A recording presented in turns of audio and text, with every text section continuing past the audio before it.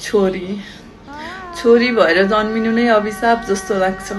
अझ ठुलो अभिशाप त यो समाजमा छोरी भएर जन्मिनु रहेछ, जहाँ मानव रूपी दानवहरू मान्छेकै भिडमा निर्धक्क हिँडिरहेका छन्, जहाँ अनुहारहरू त सबै देखिन्छन् तर नियतभित्र अँध्यारो लुकेको हुन्छ।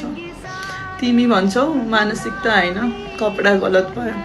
तर मलाई भन त, 3 वर्षकी अबोध बालिकाले कुन छोटो कपडा लगाएकी थिए? 70 वर्षकी वृद्ध आमाको कुन पहिरनले अपराध निम्त्यायो? आखिर के देख्छौ तिमी 3 वर्षको अबोध शरीरमा? के खोज्छौ त्यहाँ, जहाँ बाल्यकाल बाहेक अरू केही हुनै सक्दैन? अरू केही हुनै सक्दैन। किन हरेक पटक अपराधीको चरित्रभन्दा पहिले पीडितको चरित्रमाथि प्रश्न उठ्छ? कहिले उसको कपडा दोषी, कहिले उसको हिँडाइ, कहिले उसको आवाज, कहिले उसको स्वतन्त्रता। तर अपराधीलाई सोधिँदैन तिमी भित्रको राक्षस किन जाग्यौ?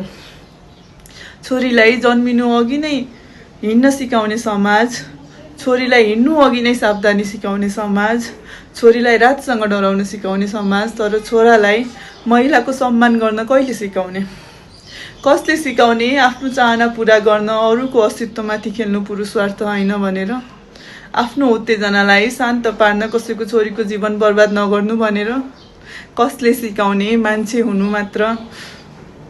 हुनु भनेको शरीर मात्र होइन, विवेक र संवेदना हुनु हो भनेर?